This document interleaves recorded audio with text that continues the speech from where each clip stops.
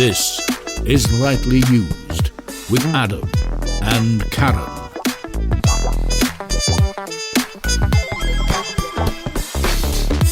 Hello, and welcome to Lightly Used, episode 46. It's our birthday next episode. Oh my god, you've put your radio voice on. I had an announcement to make. I thought it deserved a bit of gravitas.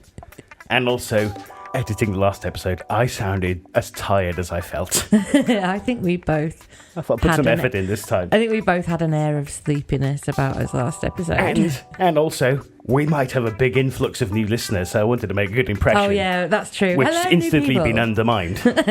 Shit. Yeah, so hello to anyone who's found us after we got a mention on Gareth and Essilt's scrapbook on Radio Wales. A huge thank you to Gareth. We got a big BBC bump of listeners. We did. It's not nepotism or anything.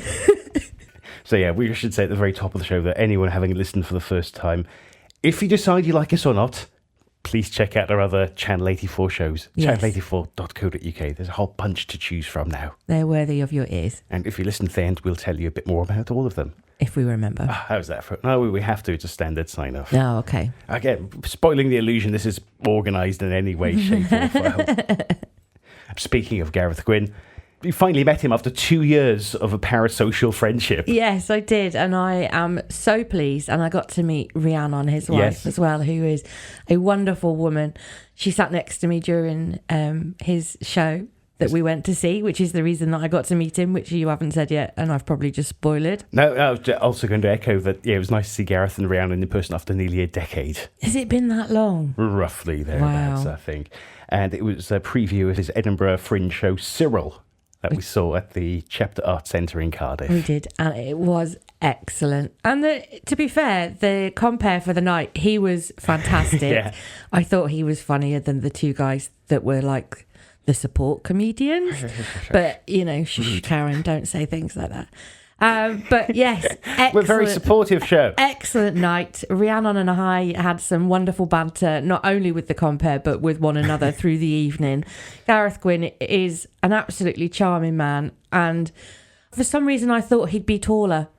Is that what everyone says about famous people when they meet them? He's just got that kind of voice. He's a typical Welsh man of average height with curly hair and a beard. He's charming, and I love the fact that he wears his granddad's jumpers. Yeah.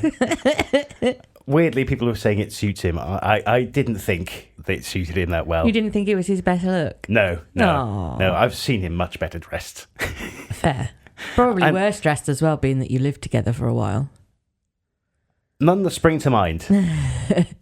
Otherwise, that would have been certainly a look. No Porky Pig moments that you can recall. But it's a wonderful show. It's quite heartfelt. It's a tribute to a remarkable man that Gareth seems to progressively learn he's got less and less in common with the Yes. more he finds out about his great-grandfather. Yeah. Go and see the show if you can, either in previews or at the Edinburgh Fringe. It'll be at the Gilded Balloon at Edinburgh. Very Go nice. and see that. Also, you've asked me to print out our show logo, but no smaller than 2 inches by 2 inches. And I didn't ask why. No. Oh, maybe I should. And you were quite cryptic. Initially guessed that you were going to use your graphics tablet and stylus to trace it to bring a clear and a clean digital version instead of the version that exists now, which is a scrunched up bit of paper that I took a photo of. And what was the answer to that guess? No. So the only things you told me are that you're planning on, you're planning on hand tracing it, and you've assured me it's not for a tattoo. It's not for a tattoo. You confirmed that before I gave you the pieces of paper. That is true. Although I did have it in digital version, so had it been for a tattoo, I wouldn't have needed to request the logo. I could have just sent a copy to a tattooist. That's true. Do you have any new guesses as to what you think it might be for? Is it a tiny 2x2 stencil to tag our logo around town with a rattle can hidden in your mobility scooter basket? Is it a stencil to hand screen print with?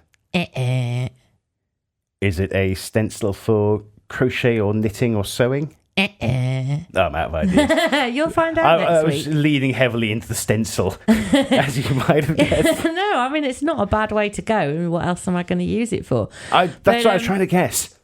Like I said in the text messages, you will not guess what this is for. I really was hoping it would be a knitting pet, like Home Sweet Home sort of thing. Yeah, but I do hope that when I present said item to you, that you will be pleased with it.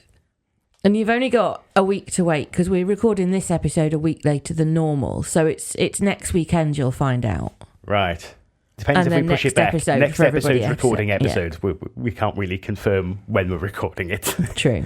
If we stuck to our proper schedule, it should be next week. Right, so I've got a week, possibly more to guess. I'm going to push it back Why would you want to spoil the surprise? It's nothing bad. to give me more time to guess. What have you been up to? Not an awful lot. I don't have much to talk about, really. The first thing I want to say, obviously, you may not expect me to say this, but thank you to you for exhausting yourself, removing sofas and implanting recliner armchairs into my flat. I just didn't think it would fit in your lift. I mean, it did. It took a bit of finagling, but we got it in the lift. It's a really narrow doorway. It is a narrow doorway. The inside of the lift seems regular sort of size. Yes, and like I said before, I've got a king-size mattress in that. Well, not me personally, but two strong men have wrestled a king-size mattress into that. Yeah, but that's a lift. rectangle. This is an L-shaped Tetris block. True, but still, You've got the 4 in a row. Still, dimensionally larger. If you put it next to the reflecting pool, it would be bigger. All the water would fall out in your waterbed.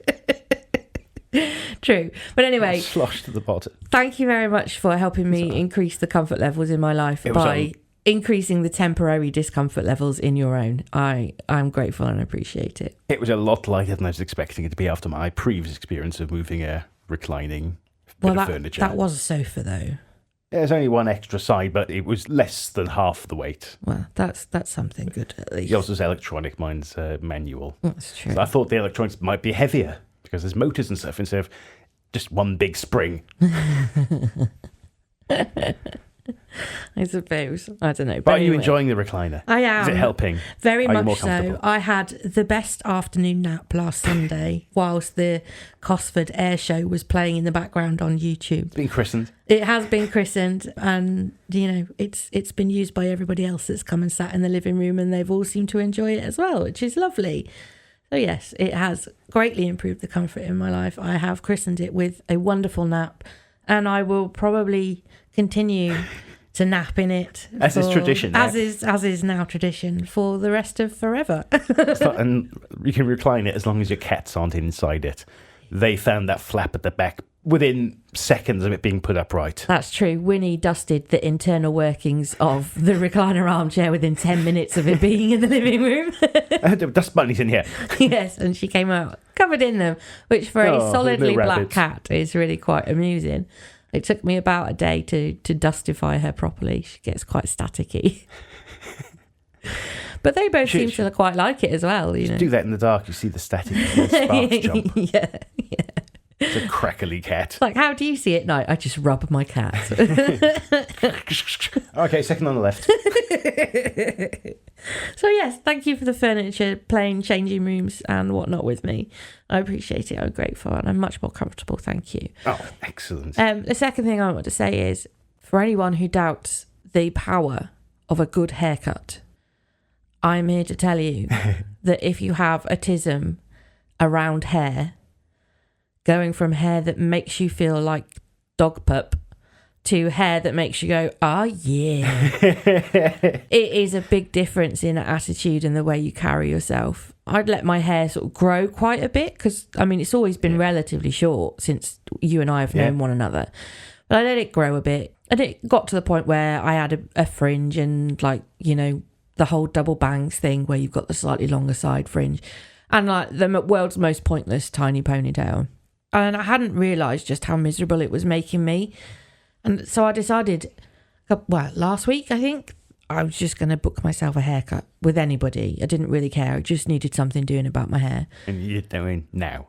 Yeah. And I lucked out with the Colour Lounge in Swansea. Shout out to them. They are the gayest, happiest, most wonderful hair salon I've ever walked into. They have exactly what you needed then. It is exactly what I needed. I walked in and all the gays looked at me and went, "Oh, she looks really sad." And I walked out with all the gays clapping at me and telling me how wonderful I looked and really bigging me up. So, I mean, like, honestly, and I'd spent the whole haircut cuddling a sausage dog called Rosie. So for someone who really struggles having their hair cut, finds it really quite torturous, it was the most pleasant haircut experience I've ever had. And I am terribly sorry to the lady who's done my hair for the last 4 years, but you don't have any puppies in your hair salon, and for someone with autism type tisms, that can make a massive difference. And so was being cheered out of the salon and told to strap my stuff with my rollator down the street. Like, I'd walked in looking like this miserable old lady, and I left just with my head held high, my back straight, pushing my rollator like I was the most glamorous disabled person on the block. And I felt it all the way to my core, because they really cheered me up, and they could see how happy I was, and they were happy for me. So it was a lovely experience. Thank you to the Colour Lounge in Swansea. There'll be a link in the blog. If they've got a website, we'll have a look. They do have a website, and you can book online. I just booked on an appointment with anybody random, but it turned out the girl who did my hair is excellent, so I can book on with her again in the future via the website. Yeah, I got really, really lucky. Oh, what's her name, if anyone wants to Her ask? name is Keely, and she is wonderful. Thank you, Keely. You Thank you very absolutely much. made Karen's week. Yeah, you really did. Possibly month. Yeah, probably the rest of the year, to be fair. But if you do need a lift in the meantime, you still had your plan to colour it, so you can go back to get that done. That's true, yes. We are going to look at doing a colour next time, so we'll see. But I am quite enjoying having my natural Malin streaks being a feature again, because they do like the greys stand out really nice against the sort of like murky brown that the rest of my hair is. I'm led to believe that with recent times, grey hair's in. People are dyeing their hair grey. Yeah. People are like young women are deliberately bleaching their hair and then dyeing it silver. It'll happen to you. You can wait. No. It must be now. Yeah, no. I am the perfect trend at the perfect time. To me, trying to sound fashionable. It did not sound confident at all in my voice, did it? I've seen televisions, and I saw a person outside with grey hair once. Who was young. Just the ones. There was a trendy person I saw. We know what trendy is because we're not it. Yeah. But, they looked like they could coordinate in some way. Yeah. So moving on from that, quickly, just 2 more things.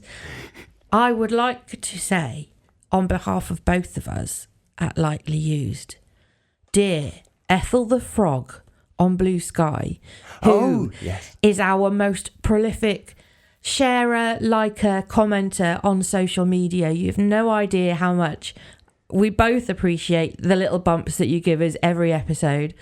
I would just like to say, in the air of Backstreet Boys, we don't know who you are. We don't know where you're from, and we don't know what you do, but Lightly Used loves you.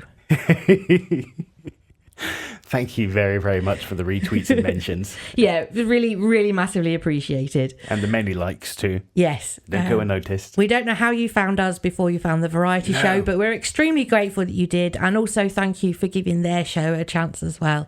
I know the guys appreciate it. If you can, let us know, just to add a personal curiosity, because when we started, genuinely, we've always thought, any listeners at all that we get, we're going to be leeching them from the variety show and Untitled Sci-Fi show, because they're established shows and we're glomming on to their network. And who takes the socks off too? They kind of joined about the same time as us.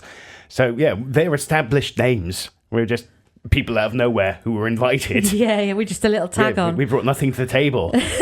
Apart from our glowing personalities. Oh, no. They had a product. Here it is. This is, you can put this on the feed. It was, we're taking a fucking chance of these. Yeah, they very much allowed us to pop our cherry on their RSS stream. So yeah, if people finding us before anyone else in Channel 84, to us, that's really weird. It is, and it's thank you. We really appreciate it. So, if Ethel the Frog, if you do want to share how you found us, please do. If you don't, keep it a mystery like the rest of you, because you are the most mysterious blue sky on the planet. Oh yeah, don't feel compelled. It is a fun mystery. Yeah, absolutely. We can just imagine lots of different ways as to how you found us. But thank you. Please keep it up. It is appreciated, and you are seen. And giving mentions outside of the network, I'm a fan of the YouTube channel Mr. Sunday Movies. Since we've been part of Channel 84. I've said that Mason and James are the Australian version of TJ and Rob. Yes. Or TJ and Rob are the English version of Mason and James. Worlds kind of collided recently. Let's say, by the time you hear this, not so recently. They finished the Caravan of Garbage series on 90s blockbusters, including Demolition Man and Fifth Element. Nice. So, honestly, their banter, their patter, back and forth, very Tom and Rob. So listeners, check out all four gents. Yeah. Mason, James, Tom, Rob, check them all out. TJ and Rob, Channel 84. I'll put a link to Mason and James, Mr. Sunday Movies in the show blog as well. Excellent. It's my, not quite a pod nod, this entire show. Yeah, just the existence of four males. Oh, can I go back to something we did last time as well? Scooter names. Yes. Have you had any suggestions via email? No. Please do. It would be nice if we hear from anyone. Even if at likelyused.co.uk, or send us messages on social medias, whichever ones we have. Alternative scoot names, Tangeride. Or, weirdly, you mentioned this yesterday as well when we were watching Yellie's Marble Runs, the O-Ranger. Yes, tempted. I tried that one on with my mum and she chuckled. I had already thought of it by then, but yeah, it took me 2 weeks of not really thinking about it to just say, oh yeah, I could just call it the O-Ranger. And then I thought, it's a bit Yellow Marbles. But then I thought, I would just see what you thought. And then you'd obviously already thought of it. So we sort of spoiled the name for one another. So it's still Nanny's Wheels at the moment. I forgot. Did you want to borrow back the Pussy Wagon Kill Bill keychain for it? Oh, no, that's all yours. That'd be a good look hanging off the mobility scooter. Yeah, not sure you want me to go around with advertising this at Pussy Wagon. I think it's like, this is what I think of it. It might work. I was just put an attachment on the back for the cat box and it becomes self-explanatory. I get rid of the igloo. Put some skateboard wheels on it. There was one more thing I wanted to talk about, unless you've got stuff that you missed from last time that you'd like to carry on with. Oh, just because it kind of links to the scooter, bit of a correction to our kind of just blanking at the time. Okay. Someone in the 90s is a nonagenarian. I think I was talking or trying to mentally come up with more orange/scooter related wordplay in my head, and I kind of missed it. But it's nonagenarian. There we are then. Someone in the 90s. Is that just not like just a really old Italian lady? Nonna. Also, we were talking about the Chechen mob in the TV show Barry. We were. On the spot, we said their protagonists should have been antagonists. Listen, I can't believe I came up with the word protagonist just off the fly. Like, my brain doesn't normally work that well, so that's fine to correct me on, like, my brain actually being active for a change. Don't worry, I'm not offended. Those are things I picked up in editing. So, light week for correction. Light the episode for us for corrections. If you've heard any I missed, pod at likelyused.co.uk. We're not making these mistakes deliberately, but maybe we should start. We'll start putting in like little deliberate errors to see if people pick up on it. Don't sound so desperate, dear. So moving swiftly on to the last thing I want to talk to. We went to Pembrey yesterday. I've got the sunburn to prove it. Yeah, me too. In weird shapes because I rolled up my trouser legs. But I really enjoyed it. I was not expecting to see sunburn on either of us. I went prepared with a cover up. I am quite sun sensitive, but it was a cloudy, overcast day. But it was one of those days that catches you by surprise, where you think you're safe because it's cloudy, but actually the sun's rays are very, very strong and they break through the clouds. Adam has two very, very snooker ball red shiny knees. Weird. And I've got like a Harvey Two-Face thing going on at the moment where the sun was on one side of me. I thought you saw a UFO. Yeah, it's radiation burn from the UFO. So one side of me is really quite red and the other side of me is a bit pink, bit pinker than normal. Put sunblock on, folks. We both were wearing hats. You know, we had long trousers on. We both wore T-shirts, although I had a lightweight shirt over the top of mine so that my arms were covered. But I was using that as like literally a sunshade for my entire body at one point because I was just frying on the grass. Well, it's reflecting some of the heat off your black trousers. Yeah, my legs felt like they were being roasted inside my jeans. But it was so much fun to see and feel the trucks go past. It's been a long time since I've been to a race day, and I've never actually seen trucks race before. I've seen tractor racing and lots of different varieties of car racing, but never trucks. The rumble as they go past, even on like the warm-up lap behind the pace truck, the rumble, like you can feel it in every fibre of your being. The whole ground is vibrating, and obviously because you're attached to the ground and the air's vibrating around you, all of you is vibrating too. It's a very strange but wonderful sensation. I really enjoyed it. We got to see a couple of dynamic cornering attempts on Senna and Brooklands, I think is the one after Senna. Oh, my phone's all the way over there now. I can't remember. But yeah, it was really fun. The only thing I will say, massive lack of merch.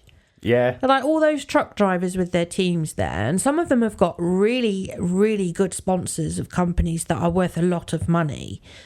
But there was, one truck team selling merch? Yeah, I'd have had more chance finding gold on that old airfield than finding some merch that either of us wanted to buy and bring home. I mean, there was a whole stall of like kind of knockoff stuff. Oh, there was one legitimate truck merch store. I think a couple of the cars had stalls, but when we were around there, didn't seem to be manned. Yeah. Or nothing was signposted for prices. But yeah, not many official. But then there was carnival fun fair type merch stalls. Yeah. Plenty of those. There were a couple of very large ones of those. And I do not think the prices were reflective of the quality of the garments, having manhandled a couple of them. There was a particularly nice bright pink hoodie there with a truck on it. Yeah, I remember that I went to have a look at. And I've had clothes from Temu and Shen or Shein or whatever you want to call it that have felt like better quality. It's a bit of a shame, really, a bit of a letdown.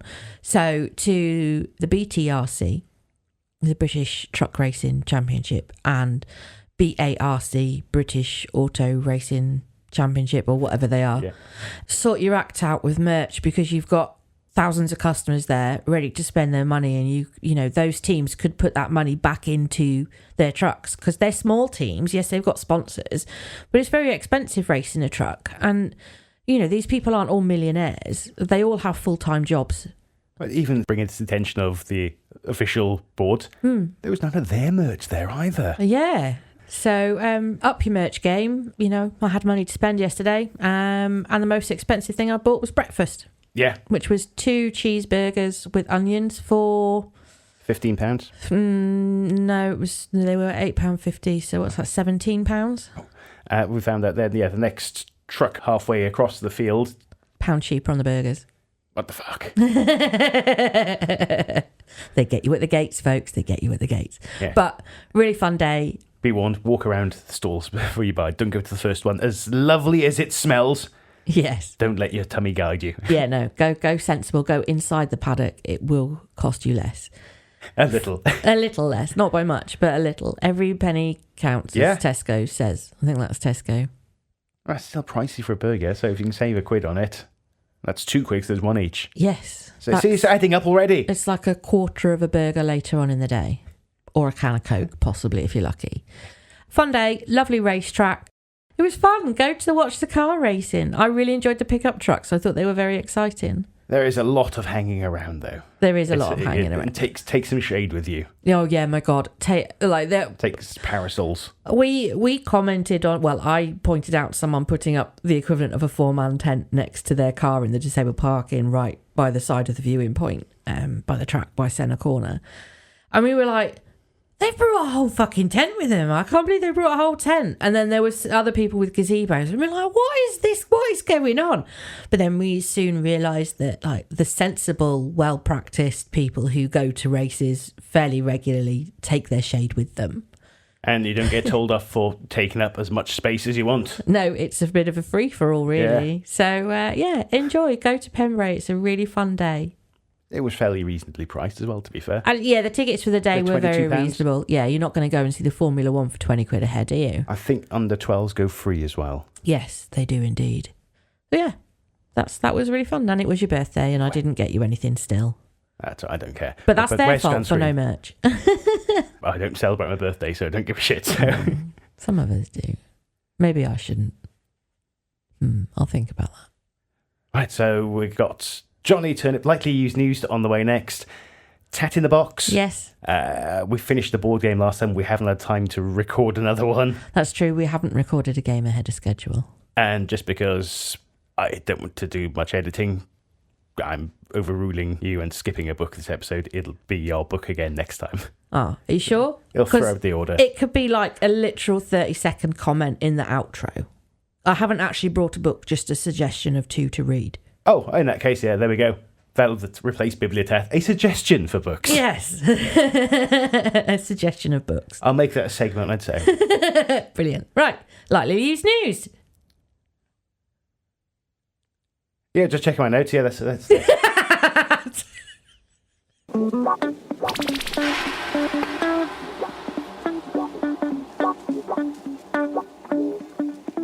It's time for lightly used news. Abergavenny man claims it's leprechauns, not Trump, who are the free world's greatest enemy. Now, this is from the Abergavenny Chronicle on Monday, the 11th of November, 2024. Ooh, the day before my birthday. Going back a bit, by reporter Tim Butters. In a world riddled with grim prophecies that a fascist will move into the White House and the end is nigh, an Abergavenny man has warned that it's leprechauns, not President-elect Donald Trump, who poses the real threat to life, liberty, and the freedom to act like a real dickhead on social media. Semi-professional paranormal investigator Johnny Turnip told the Chronicle, "As a rule, me and the boys ignore politics. We see it as beneath us. Whoever's in the hot seat, be it the UK, the USA, or out in Mongolia, it makes no difference in the way we live our lives. We dropped out of society pretty much as soon as we were born. And much like the ancient Celts, we spend our days on top of mountains or in the shadow realms, battling with supernatural creatures." Turnip added, "There's no man born of woman who can tell Big Tony to mind his pronouns. And as for telling Puerto Rico Paul when and where he can smoke, well, good luck with that. We ain't jumping through hoops with no snake in a suit, no filthy distasteful, whatever clown wants to rule the roost and boss the plebs around.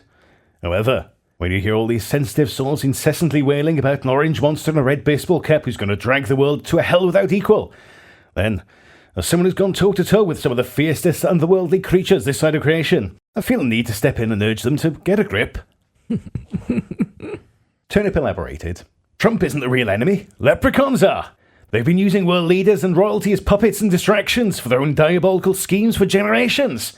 I can see their grubby little sausage fingers all over the US election, but I don't think either Donald Trump or Kamala Harris were ever aware they were being used by these corrupt, gold-hungry, shamrock-obsessed, stovepipe-wearing alcoholic little pygmies. The entire election was just circus and bread for the masses, while leprechauns are busy fine-tuning the plans that would see them turn the world into a hell you couldn't possibly begin to imagine.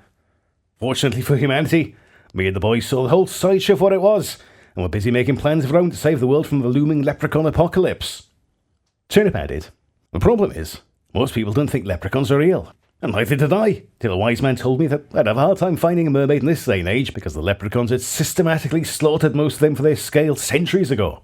Turnip explained that after receiving a vision in which he was told by someone he believed was the triple goddess to find a mermaid, make her cry, and use her tears to restore balance to the world, it slowly dawned on him towards the end of his quest that he was being manipulated by leprechauns. Bastards. He claimed they wanted him to find the last remaining mermaid so they could bludgeon her to death like she was little more than a piece of cod to be battered and consumed. Turnip explained, "Once they killed the last perfect embodiment of femininity and fish on the planet, those red-faced little bastards would be free to chase any rainbow they wanted and condemn us all to a life of servitude, non-stop Irish dancing, and pubs that serve nothing but Guinness. Ugh. Would you want that for your kids?" No.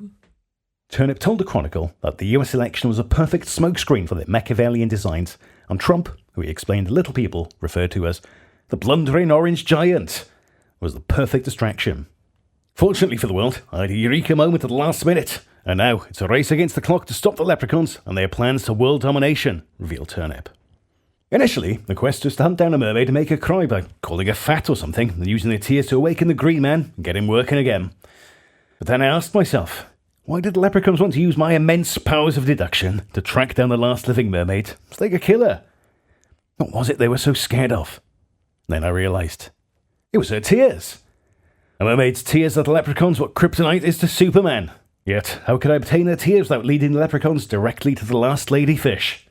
And then I remembered what Naughty Nell of the Pond told us about the massacre of the mermaids when the leprechauns turned the sea red with their butchery. It was evident to my mind that the sea wasn't always so salty. It was the tears of the butchered mermaids who had made it so. The solution was so simple, it nearly made me vomit. I don't need to make a mermaid cry after all. The sea's already full of their tears. I just needed to fill a bottle with seawater and use it as part of an anti-leprechaun spell that would banish the little imps to their own realm and stop them from tampering with ours. The only trouble is, for such a spell I'd needed a mighty warlock, and in my experience such gifted magi are not all that easy to come by. As luck would have it, Puerto Rico Paul mentioned a queer character back in Old Mother Abergavenny that could possibly help us save the day. Paul said, "Remember when we were hunting wild pigs in the Forest of Dean, that bloke Psychic Steve said he once studied high magic with an arch-wizard on top of the skirted mountain? What was his name?" "Earl Elderflower," growled Big Tony. "He once gave my mum a tarot card reading and it messed with her head. But he has got a reputation for being a bit handy with the spells. When Black Sabbath lived in the cottage on the dairy to record Master of Reality, he was their go-to man for mushrooms and anything a bit witchy. I think also used to call him the Camp Gandalf." "Sounds like our man," I announced triumphantly. "Let's get some seawater, head back the hills, and make the world great again." To be continued. Hooray. Tim Butters has compiled these adventures into a book, The Manifest Trials and Tribulations of Johnny Turnip, available from Amazon as a paperback or Kindle edition, and there will be a link in the show blog. Lightly used.co.uk. So we had the conversation that we had last episode about whose turn it was, but we had it off mic. It would be my book. Therefore, it's Adam's turn to guess the tat item first. Yes. So, your book, your item. For all new and regular listeners, here's everybody's favourite jingle. Tat in the box, tat in the box. Tat in the box, tat in the box. Tat in the box, tat in the box, tat in the box. Tat in the box. Woo! Oh, sorry. It's time for Tat in the Box. Right. Close your eyes. My eyes are closed. Take your hands out My your hands pockets. are out. Okay. I'm ready to guess the mystery item you've got from a charity shop or you found knocking about your house that you've had for a long time. Potentially both. I have to guess this item by feel alone for any new listeners. Caveat, you should be able to guess what this is very quickly. I'm pretty sure the same is going to apply to the item I've got. Hopefully this will be a quick episode to record then. It's on the table in front of you. Okay. Oh. He's touching it. Me. He's in a wonderful power stance, listeners. Made of. Is it the accordion? Yes. I so hoped you were going to call it a squeeze box. You can open your eyes, because if you try and play it while it's all clipped together, it won't do anything. I've never had to go with this in your house either. The cats hate it. I'm sure my neighbours will. I wasn't sure I was going to make a noise when I was pulling it out. You have to press the buttons. Oh, I thought I might have just going to... It's a wheeze or something when I was pulling it apart. As the bellows were just expanding. It's very, very difficult to play. The strap for the thumb is in a bad position. And also some of the buttons don't work. Yeah, and there's buttons for your other hand as well. Oh. So I think they changed the tone.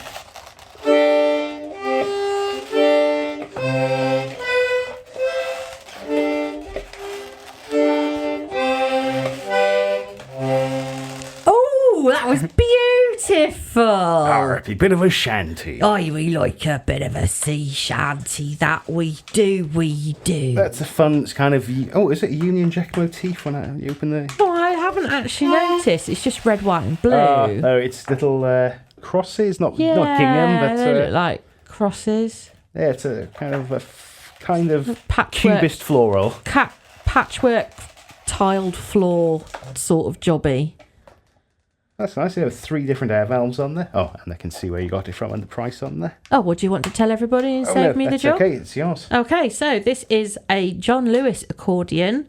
It was located in the YMCA in Slashley, in their lovely glass cabinets at the front of the shop, and it cost me a very pricey and normally out of budget, £10, but I think it's such a lovely thing. The condition of it as well. It is in excellent condition, and obviously once you press the air valves it does actually make some noise, which I personally hadn't realised. So maybe I'll take it home and try and learn to play Happy Birthday on it or something. Oh yeah, there's something that rattles around inside it. I don't know what that is. There's definitely something in there that's broken. I see the vents for the bellows are a butterfly sort of motif. They are. I don't know why I had trouble thinking of the word bellows. Most of the entire accordion is bellows. That's true, but I hadn't thought of the word bellows the entire time that has been in my box, or that you've had it in your hands. Yeah, so yes, this is my red, white and blue John Lewis squeeze box from the YMCA Internationally, and I adore it. I think it's a fab little thing. Really good find. It is a good find. You won't find another one, that's for sure, and that's what makes it worth the tenner. I wonder what is rattling around. I wonder if it's controlled to some of the buttons. Maybe it's a reed or something. Yeah, it could be. I don't want to pull it apart because then I'll never get it back together again. Yeah, the paper and everything will have to be crinkled in exactly the same positions inside there. No, that's not coming apart. That's for skilled hands. Look, there's enough keys. We heard it. It makes a nice sound. It does make a nice Just work sound. with what you've got. You sounded very musical towards the end. Better than my go on the stylophone. Or mine. What I was trying to play, was it Heart of Glass? Yeah. Even struggling to remember what it's meant to be. Right, time for my item. Your turn to guess. Okay, my eyes are closed. Giveaway sounds there, dear. I didn't hear anything. If you move your hands in from the side instead of down onto it. I'll move it. There we go, it's between your hands now. Oh, it's got a moving... I think it's fixed to the little base that's for display. Is it facing me in the right direction? So this is like the back or underside of it? That's the back. It's upright and facing you. It comes in a box. So it's something on a plinth. Yeah. I'm trying to figure out what it is without trying to rack my brains of what's on your tat shelf. I will give you They feel like legs. Seconds. I've got a clue if you need it. They feel like legs. Not a very good clue. Which means they could potentially be arms, but then why would there be? Just going to turn it. It's something you found. Something I found? And pointed it out to me in the shop. Oh no. So that's a little piece of chain. What's it connected to? What could that be that you got there? That opens and closes like a gate. Oh, that's not important. The shape of it might help more than how it feels. Oh, does that come off? Oh, I've never tried, actually. I've just left it in there on display. Oh! I'm getting it. Is it Wolverine? Yes! Well done! Oh, it's the keychain. It's the tab on the keychain. It is a Wolverine keychain. You are correct. I do remember pointing this out to you. Oh, it's another YMCA find. £1 in YMCA, yeah. Bargain. They had some good money offers that day. Yeah, really, really good condition. It just looks like it's always just been on someone's shelf. Yes. Just like mine. Yeah, it's never been used as a key ring. It's been on display the whole time. Yeah, it's really cool. Old school Wolverine with the blue dish gloves. Photos on the blog. vitallyused.co.uk. So, this is the part of the show where we'd normally do a Bibliotat. Yes. Only I haven't brought any physical books, and this is for a good reason. So I have been thinking that besides the fact that we were bringing books because of the whole art situation. We thought at some point it would lead to us getting an art grant, but that bastard's name was Arthur Grant. We is a strong use of the word plural version of you. I was led to believe... Anyway, we'll skip. We don't need to go into the ins and outs of that for new listeners. If they're interested in our scandals, they can go to our back catalogue. So, in the interest of dyslexia and accessibility, I have brought some comments based on an audiobook that I've listened to and a Kindle version of a paperback that I have read. I still think this counts as Bibliotat. Yeah. Legit Bibliotat. Well, yeah. I mean, the Kindle book was a free one, And the Audible I got with my 1 free credit that I get a month. So technically that I haven't only they cost me $7.99 every month. But anyway, everyone knows how Amazon subscriptions work. And if they don't, good on you, because life is better without Bezos. That's the right guy, right? Yeah. Oh, phew. Well, the rhyme wouldn't have worked otherwise, or the alliteration, or the use of the repetitive be. I can't remember what the correct terminology is. It's someone, or including you, will correct me at some point. Anyway, I think you're right with alliteration.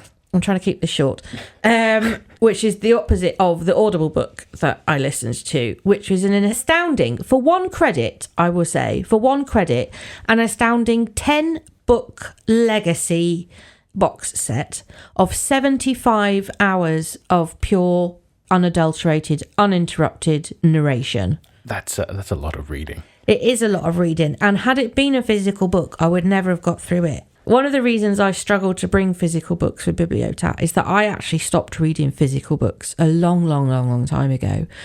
And I've never really sort of understood why. And it's only since I picked my Kindle up again that I've realised that it's actually physically painful for me to hold a book to read for more than about 10 minutes. So I've slowly adapted how I absorb information into Audible. So we'll start with the Audible book. It's called The Ship of Prophecy Box Set by Scott Bartlett, narrated by Mark Boyette. I know this because I've heard him say his name many times. It's an excellent series of books. It's sci-fi based. The ship is a spaceship. It's basically a naval spaceship, and the powers that be are trying to decommission it. The captain who runs the ship believes that it is still useful, and that it still stands for the best of, like, the United Human Fleet. You know, we're past the point of just living on Earth. We've got bases on the Moon and Mars and things like that in our own star system, but we were aware of and in contact with other life forms from other areas in our galaxy. And it is a very long and very passionate and very interesting war story that gives you some ideas to take away from, as all good books that cover things like war should. It should have a moralistic core. It should make you question how some of the characters act and how you potentially would act if you put yourself in that situation. Should make you think. It should. Give you pause for thought. Mark Boyette is an excellent narrator. His characterization and voices of different characters, especially from different races, is really very good. It's all in English, obviously. It's, you know, in various situations, like the whole universal communicator situation comes up, and it's covered in the way that Scott Bartlett wants to cover it, and that's great. But it is an excellent series of books. I will say, I'm going to keep the review pretty short, other than say that it is excellent, because I don't really want to give much away beyond, like, the wider themes of the book. It's about war, trying to find peace, trying to create a galaxy that is as harmonious as possible, with different species of intelligent aliens living together, ourselves amongst them. We're aliens to everyone who is an alien to us. So just outsiders, maybe similar to Federation principles? Very similar to Federation principles. I would say that the captain of the Providence, which is the ship of prophecy from the first book, he is probably as close to a good combination of Riker and Picard combined into one. That's an interesting character. He's a very righteous man who holds himself to high moral standards. But it's also a horn dog? I can neither find out for yourselves. Confirm or deny. I don't want to ruin anything for anybody. Yes, to me. I will say there's no sauciness in this book. So it's all about existence, really. But give it a go. It's excellent. It's I'm 75 sure he would. hours. Yeah. Just don't listen to it before you go to bed, because it's a lot of action. Like, you're not always in a battle scene, you're not always at war, but the quiet chapters in between those scenes are always building up to the next big event. So you want to keep going and you want to keep listening, and because your brain is trying to stay engaged and trying to guess what might happen next, it's really not conducive to sleep. So listen to it when you're at work, listen to it on your commute, listen to it when you don't need to sleep. It's the audio equivalent of a page turner. It is absolutely a page turner. And if anybody has read the physical versions of these books, like these 10 books, be it Kindle or paperback, I'm incredibly impressed because, I mean, I've read all the Game of Thrones books and that took me a long time. But for me, I think I would have struggled to read these as much as I struggled to read Les Miserables when I was 16. It's just a lot of text, but very entertaining to listen to. I highly recommend it. Be very surprised if it didn't get picked up for some sort of sci-fi TV show or in maybe a short run of movies. It could easily do that. There's enough interest, there's enough characters, there's enough species, there's enough conflict for it to be, you know, like a really good knockoff Star Trek. So that's excellent. Ship of Prophecy by Scott Bartlett. Sorry, I went on about that for a really long time. So that was Karen's quick 30-second name-checking recommendation. That was my 30-second review of 10 books. And the second book I've brought as a suggestion to read, I don't know if it's on Audible, I had the free version on Kindle, is The Spell Shop by Sarah Beth Durst. As I say, I downloaded the free Kindle version. I would be interested to see what people think about this. It's a very sweet story. There's a lot of fantasy, magic, fae sort of thing. Like, you know, people are people, but they don't necessarily look human. One character's a faun, one is a centaur, one girl has got blue skin, blue hair, red freckles. You know, so like people are people, and then there are magical creatures. But it's not about the story that I am interested in what people's thoughts might be. I think, and I'm not alleging anything, this is based purely on me reading this book and the fact that I've not read a physical book for a long time. So maybe something has changed in how people write books these days. But I suspect that there might be some AI guidance. Enhancement. Enhancement guidance. Not all of it feels like it's written by a person. And again, this could be my opinion of the book. Again, because I've not sat down and read a text for a long time. My job involves a lot of reading, so like reading actual books for pleasure just makes no sense.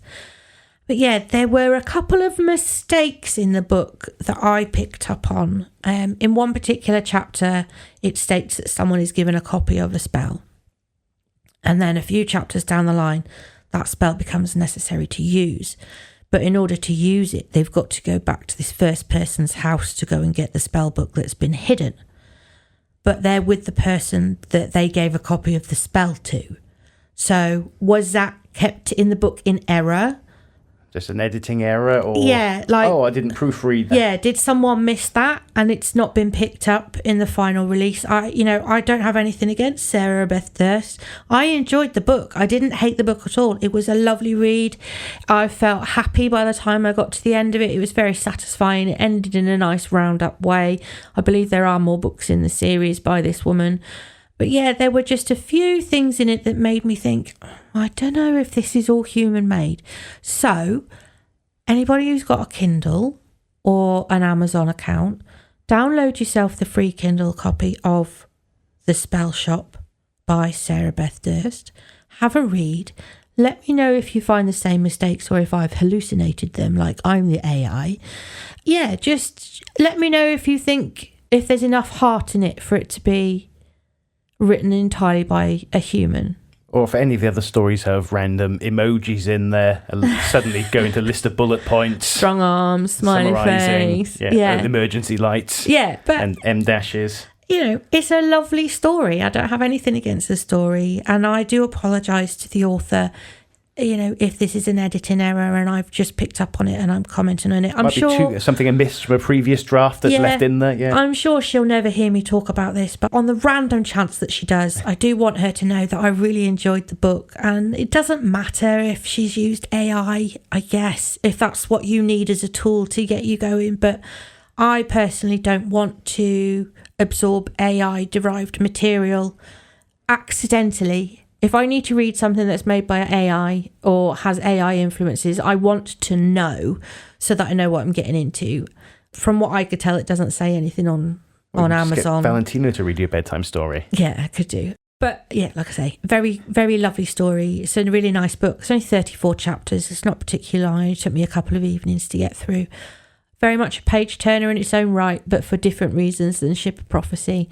And it was nice to have a happy story to read after going through 75 hours of war with characters that I got really invested in. So yes, my short 30-second reviews.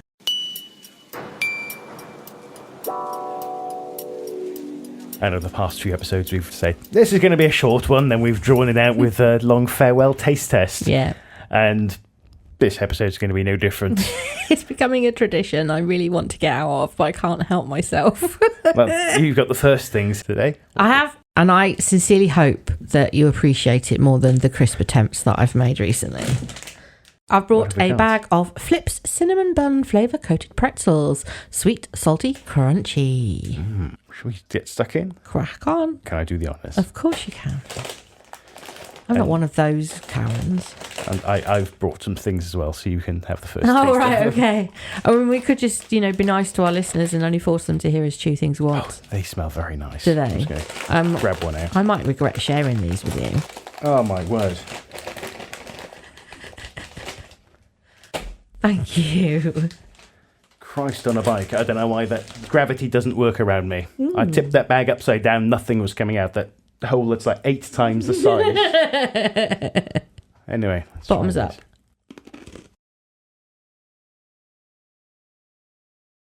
Those are delicious. Very Moorish. Those are going back in my box. I don't blame you. Get those out of sight. Wow. For our safety. Wow. The ratio of those is exactly right on all the ingredients. Oh my God. That's probably the best £1.49 we spent all weekend. That's the best £1.49 I think I've spent in a decade. I will be hunting those down. Holy shit. I can't even remember where I found them, but Shops will be empty. I need to find more. Okay, listeners. Now, we are talking some serious snackability here. The amplitude. Probably not going to sleep if you eat a packet of those, let's be honest. No, they are a gazillion % sugar. They taste exactly like, so much so, I'm shaking my hand in reiteration of my own point that none of you can see. I am preaching to the choir. You must go out and seek the Flip cinnamon bun flavour. They are as close to ecstasy and an existential crisis all in one go that you could find. I don't even know how else to explain them. They're divine. The frosting and the cinnamon amount is 100% the really inside nice. of a cinnamon bun. I don't even want to. I don't want to eat or drink or brush my teeth for the rest of the day. I've got a feeling you might have won. I don't think I'm going to top those. Are these going to top? These have topped the crisps then over the last couple of episodes. Oh yeah, last episode's Doritos and the both. I wasn't a fan of either of those. Although you said the cumulative effect of the maple bacon, not bacon. The maple bacon taste. that build. I only had, was it two or three, maggoty shaped shell crisps. I probably should have had more to really appreciate it. Fair enough. Let's dig into. Oh my God, those pretzels are slamming. My whole mouth still tastes of cinnamon. I've been to Tesco. Oh, you naughty Japanese boy. Oreos. So that was, I think, I'm sure it was on here. Were they peach and grape? Yes, absolutely, yeah. Grape and peach. I knew what was weird. And this is raspberry and I think blueberry. Oh, I do like the boxes. They look like fruit salad sweets. But they're clearly just computer-generated art because they look exactly the same on both boxes, just palette swapped. Oh, they're in little handy packets. These are for lunch boxes. Excellent. So the packets are blue on either grape and peach ones with green writing. And my blueberry and raspberry are the Oreo blue with pink writing. Hey, yours are on the floor. Oh, they smell very sweet. For some reason, I have difficulty holding on to the things I'm already holding on to actively with my hands. And which one of us spilt an entire can of Pepsi Max all over your carpet today? I thought you were gesticulating at the same time. No, I just went to pick it up and it fell out of my hand. Christ, I'm trying to open these without destroying the contents, but that's not easy. Very sweet. Oh, look. No, the cream is 2 colours. Gosh, they're thin. Yes. Fucking shrinkflation for you. Oh, cute. Oh, you know what's going to happen? You know what needs to happen. Mix and match. On first impressions, they look very cute. We both split ours open and they are dual coloured cream. Oh. They smell very fruity. Yeah.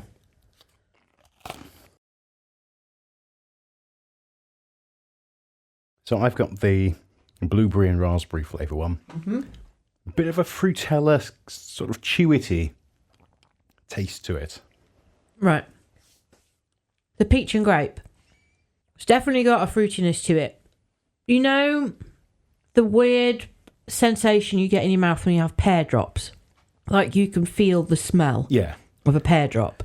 The olfactory senses. That's the one. The peach and grape have a similar... They leave a similar impression to the roof of my mouth and the back of my throat. But you are left with, like...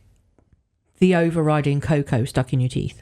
Yeah. So the filling was very, very thinly pasted between the biscuits. So they are very thin. Right, we're going to do a little swapsy now.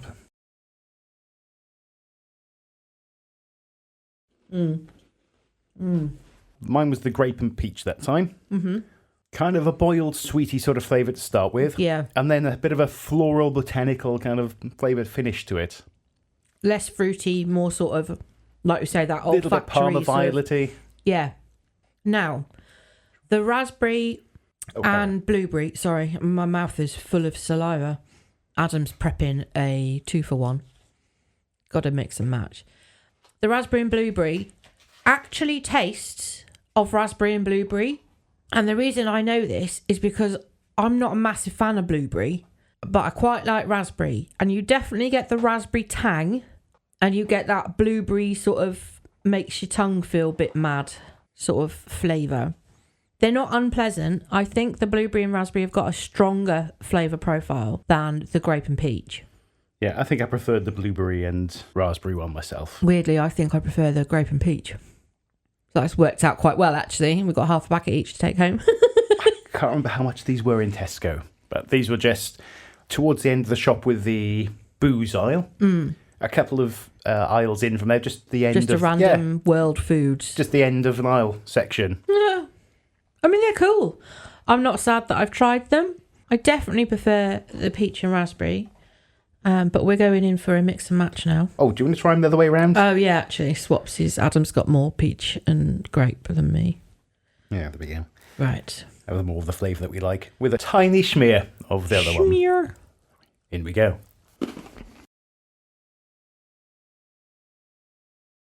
I think we spoiled them. Now, I know you haven't enjoyed that, but I think the peach and grape benefited from a hint of the raspberry to give it a bit of tartness and bring it back to a fruity profile rather than a floral one. But with a bit of work to get the ratio right, if you get 2 boxes yourself, let us know how you get on. Yeah, do it. They're very nice. I probably won't go out of my way to buy them like I will the flips. Oh, yeah. So the flips win hands down. But if the little shop near me has got the peach and grape ones in and they're, reduced, then I'll go and grab a box. Juiciness just under my tongue left. Okay, that's an added bonus. And the flavour really gets your one. salivary glands going. Oh, yeah. My mouth is enjoying the sensation, even if my taste receptors aren't necessarily 100% on board.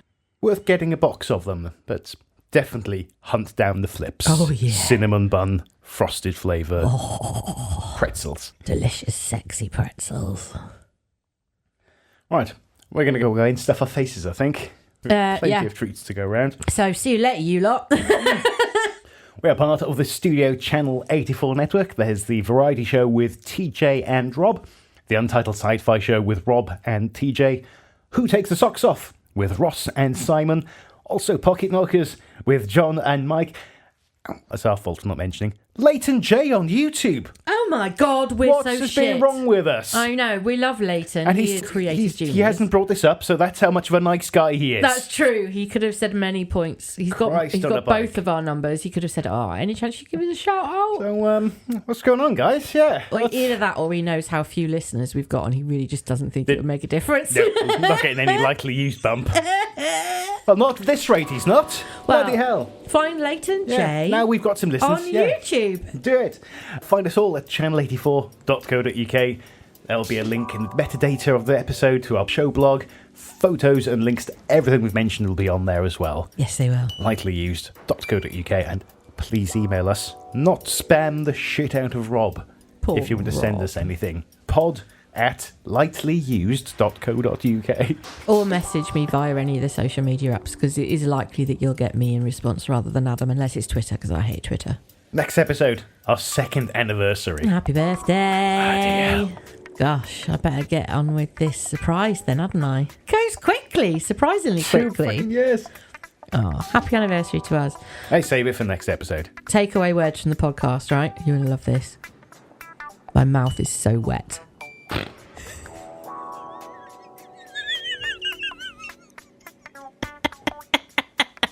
Sharing is caring.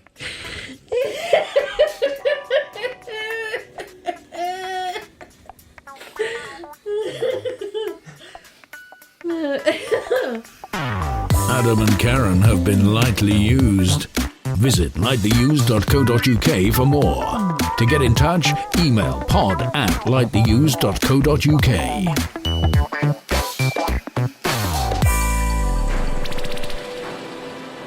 For anyone who doubts for anyone who for anyone, It's easy for you to say. I know exactly. Remember when we were hunting remember when we were hunting wild pigs. Remember when we were remember. A suggestion of books, as you said earlier, rather than an actual bibliotat. Now, on reflection, this is my argument. You hear a weird electronic noise then? Like a wee. Yes. Have you got a gremlin? Because that did a whole like dit. Flips cinnamon bun flavour coated pretzels, sweet, salty, crunchy. Okay, that's happened twice now.